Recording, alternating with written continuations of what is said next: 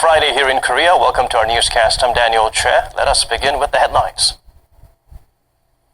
President Park Geun-hye begins her three-nation tour by leaving for Vladivostok, Russia, where she starts a tight 8-day itinerary with the Eastern Economic Forum and talks with her Russian counterpart, Vladimir Putin. Samsung is recalling its recently released Galaxy Note 7 as explosive battery concerns are confirmed. The timing could not be worse, with rival Apple set to unveil its newest smartphone next week. South Korea's GDP posts growth of 0.8% for the second quarter, a slight improvement from Q1, but analysts say the Korean economy can likely expect more such modest growth for a while. President Park Geun-hye begins another diplomacy tour that takes her to Russia, China, and Laos. First up, Vladivostok for the Eastern Economic Forum and talks with President Vladimir Putin. Song Ji-sun starts us off with a preview of the three-nation trip.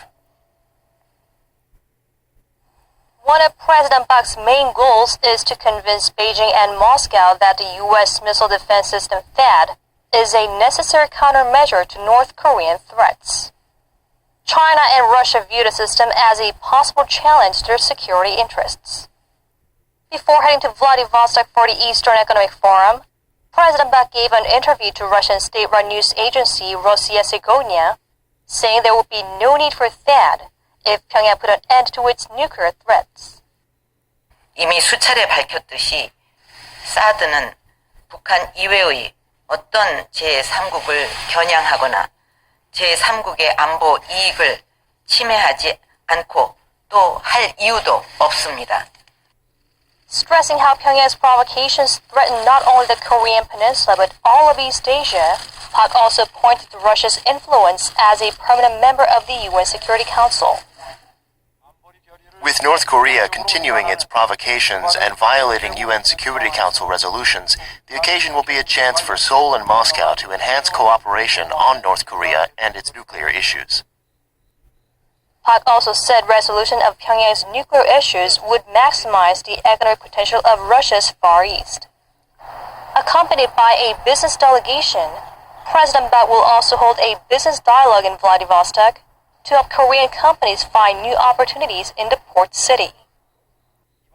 The president's visit to Russia will contribute to developing the country's Far East, while at the same time expanding opportunities for Korean companies to enter the region. President Park on Saturday will deliver the keynote speech as the Eastern Economic Forum's guest of honor, laying out her vision and Seoul's role in development and growth in the Far East under her Eurasia Initiative. Song Ji-sun, Arirang News, Vladivostok. The forum in Vladivostok has officially kicked off. Russia expects the gathering to bring in over $15 billion in investment to develop its Far East. Kim Hyun-bin follows this report from the host city. 2,500 representatives from 35 countries are in Vladivostok for the Eastern Economic Forum, which kicked off for a two-day run on Friday. More than 300 Russian CEOs and executives from 80 international companies, including Korea, China, and Japan, are at the forum with an eye on sealing some lucrative deals for projects in the largely undeveloped region.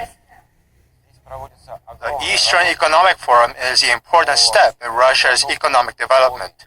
It should enable us to assess the economic potential of Vladivostok and the rest of Russia's Far East. It helps that the leaders of countries like South Korea and Japan are coming here, as it will provide extra impetus for investment in this region. The forum's goal is simple: to attract as much foreign investment as it can, with a particular focus on the energy and transport sectors. Vladivostok is home to special economic zones and offers tax breaks and infrastructural support to overseas investors.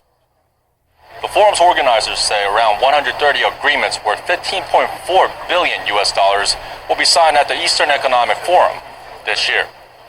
Kim Hyun-bin, AI News, Vladivostok. Moving on to other stories now, North Korea has tried to display its progress in submarine-launched ballistic missiles with their latest launch, but the regime's advancements may be more bark than bite. Connie Kim turned to some experts who pointed out that Pyongyang has a unique tendency to place greater emphasis on showing off than perfecting that technology. Experts say North Korea could deploy a submarine equipped with a ballistic missile for propaganda effects, even if it has not fully developed the technology. Speaking at a conference on Thursday, the head of North Korea monitoring website 38 North, Joel Witt, said Pyongyang could claim to have deployed a missile-capable sub sooner than 2019. Witt said the sub might not be a military threat, but would send shockwaves through the international community. Witt's comments were echoed by North Korean military expert Joseph Bermudez from All Source Analysis, who said Pyongyang has in the past deployed weapons for propaganda rather than military purposes. Researcher John Silling from Aerospace Corporation also said Pyongyang could send a sub out into the EC with 1 or 2 ballistic missiles, but likely as a show of force. The experts say North Korea is still testing out its technology, and at least 1 or 2 SLBM launches are needed to prove its credibility. Pyongyang fired 3 SLBMs this year, the most recent one last week, marking a leap in technology for the North as it flew some 500 kilometers over the EC. While there are questions over how Pyongyang achieved that development, North Korea expert Bruce Bechtel from Angelo State University in Texas claimed the missile was either a carbon copy of China's JL-1 submarine missile or a very close variant. He also said Beijing had provided Pyongyang with transporter-erector launchers, a vehicle used in carrying and launching missiles. The U.S. State Department declined to comment on Bechtel's claims. If the missile does turn out to be from China, Beijing would likely face heavy criticism from the international community, as that would appear to go against the UN resolution condemning Pyongyang's missile provocations. Connie Kim, Arirang News. Some welcome development in the domestic political arena. A 2-day-long political standoff has just come to an end after lawmakers agreed on a way forward. For more, let's go straight to our parliamentary correspondent Shin Se-min at the National Assembly. Se-min, an unexpected but welcome compromise. Do fill us in. Yes, Daniel, indeed. It looks like Parliament will be getting back to work on Friday evening. The ruling Trinity Party and the Assembly Speaker have agreed to proceed with the new parliamentary session in exchange for the Speaker handing over authority to the Vice Speaker. At 6 p.m. local time, just about a couple minutes ago, leaders of the 3 major political parties and the Assembly Speaker, Chung Se-gyun, are set to sit down for talks before they walk in for the regular session.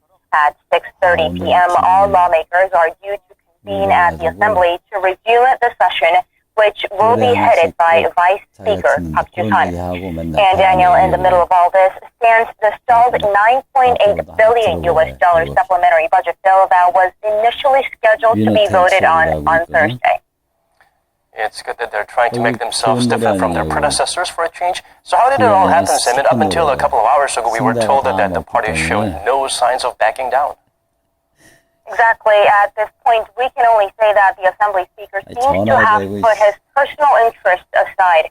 But at the same time, the striking of the deal comes after the ruling party continued to slam the Speaker for his remarks on Thursday, where he had touched on sensitive political issues, like the scandal-ridden senior presidential secretary and the controversial deployment of the U.S. missile defense system, THAAD.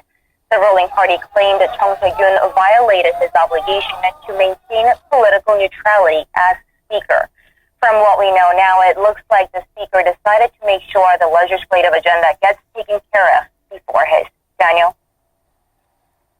All right, thank you for this, Se-min. We look forward to more updates in our later newscast. Moving on, the National Assembly Committee has rejected the President's nomination of a new culture minister after the ruling party's boycott of Parliament today left the decision entirely to the opposition. The members present at the Culture Committee said while nominee Cho Yun-sun has the expertise required for the job, she is unfit from an ethical perspective. They added she has not faithfully submitted documents on her family's income and spending. Opposition lawmakers were able to turn down the nominee for Agriculture Minister on Thursday. Legally, however, the committee's decisions are not binding on the President. Moving on to the tech realm now, Samsung Electronics has announced a global recall of its new flagship phablet, the Galaxy Note 7, just 2 weeks after its launch. The company confirmed there's a fault in the battery pack, which has led to several of its handsets exploding while being charged. The tech titan said it's received 35 damaged units, and although Samsung estimates only about 24 in every million phones would be affected, it issued a blanket recall to ensure the safety of its customers. In Korea. Replacement phones will be available from service centers starting from the 19th of September, while overseas, it's expected to take a little longer. Until then, Samsung's released software to its service centers so customers can go and check the integrity of their handset battery. Temporary handsets will also be offered until replacements become available. 이유가 뭔 줄 아냐고. 귀가 뚫려. The Korean economy posted slightly improved growth in the second quarter, but concerns linger about the strength of the economy, with GDP growth remaining stubbornly low. Kim Min-ji looks beyond those numbers. 다할 정도였대. Korea's economic growth has remained under the 1% mark for 3 straight quarters, fueling concerns that the country may be headed for a lengthy cycle of low growth. The Bank of Korea says the country's GDP rose 0.8% in the April to June period from the previous quarter. It's modest but better than the first quarter, which saw growth of just 0.5%. Second quarter growth was mainly led by a rise in private consumption. Spending contributed 1.2 percentage points to GDP growth, a turnaround from the negative 0.2 percentage point in the first quarter. In fact, private consumption was up 1% on quarter, in contrast to a drop of 0.2% in the first 3 months of the year. Investment in construction jumped more than 3%, while facilities investment was up 2.8%. But the outlook for growth down the line remains murky, with the Bank of Korea revising down its forecast for this year to 2.7% in July. We think that the growth momentum will continue to show some recovery. However, industrial restructuring and also a slow pace of the developments in the global demand, as well as there is some concern left with the Brexit uncertainties, will pose some downside risks to Korea economy. The central bank has kept its key rate at a record low of 1.25% since June, and the government has also drawn up an extra budget, leading analysts to believe the BOK may wait to gauge the impact of these expansionary measures before opting for another rate cut, possibly in the fourth quarter. Kim Min-ji, Arirang News.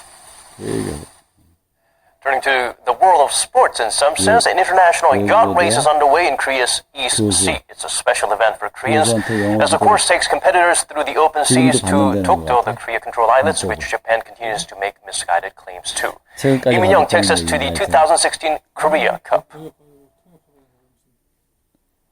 The sizzling summer heat has let up a bit, and now there's even a cool breeze here at the coast, the perfect weather for marine sports. And just in time, the seaside town of Ulsan, Gyeongsang-buk-do province, is holding an international yacht race. Over 200 participants from 9 countries have gathered here in Ulsan to sail the 500 kilometers race that goes around Dokdo Island. From start to finish, it'll take about 60 hours. The main event is the offshore segment, where the sailors embark together from Hupo Harbor in Ulsan and head for Korea's easternmost island of Dokdo. After a few turns around the island, they'll head back to where they started. And then we'll see who's going to snatch this year's title. Part of the course has been chosen for the benefit of tourists and land lovers in Ulsan, taking the yachts for a few kilometers close to the shore. Because of the name Korea Cup, that's a big draw for all of us. We had enjoyed going to Dokdo. We better win after all the hard work. We have a very nice, promising boat. Hope to do well. And sailing around Dokdo is a very nice experience to me. I had it last year and it was amazing. The view around Dokdo is very beautiful. This yacht race is all about circumnavigating Dokdo Island, so the sailors have a very special mission. This event was first held in 2008 when Japan started to claim Dokdo as its territory. Since then, we've been inviting yachting enthusiasts from around the world to take part in promoting the beauty of our Dokdo Island, and of course, to hammer home the fact that Dokdo has long been and will always be Korean territory. That's a sentiment shared by all of the Korean participants when they sign up to compete. I am participating in this race with deep pride in the fact that the beautiful Dokdo Island is ours. Every time I go around the island and come back, it feels as if I'm leaving something behind. Next year, the race will mark its 10th anniversary, and the hosts say they will expand its scale by inviting prominent sailors from Europe and North America. Because Koreans are so fond of Dokdo, the island not only needs the nation's attention, but also action to protect and preserve it for the future. 이민영, 아리랑 뉴스